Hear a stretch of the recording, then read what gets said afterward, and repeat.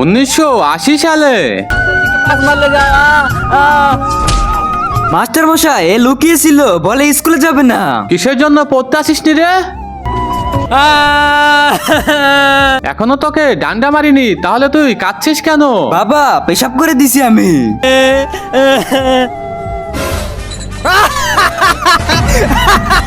শালা মাইর না খেয়ে প্যান্টে পিসাব করে দিল।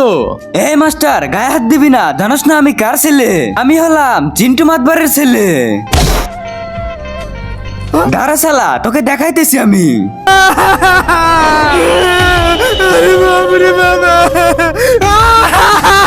বাবা এই মাস্টার আমাকে সবার সামনে ফেলে একসাথে লাথি আর ঘুষি মারতেছে আমাকে। আরে রাজু, মিথ্যা বলতেছিস কেন? এই মাস্টার, রাজু কখনো মিথ্যা কথা বলে না। রাজু আমার সাথে চল, কোনো দরকার নাই লেখাপড়া করার। বিনা লেখাপড়ায় কেউ কখনো জীবনে উন্নয়ন করবে না। হরদই লেখাপড়া করার কোনো দরকার নাই।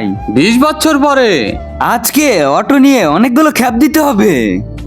ভাই কই যাবে, তাড়াতাড়ি আসো। আরে চিন্টু মাতবার, আপনি এখানে অটো চালাইতেছেন?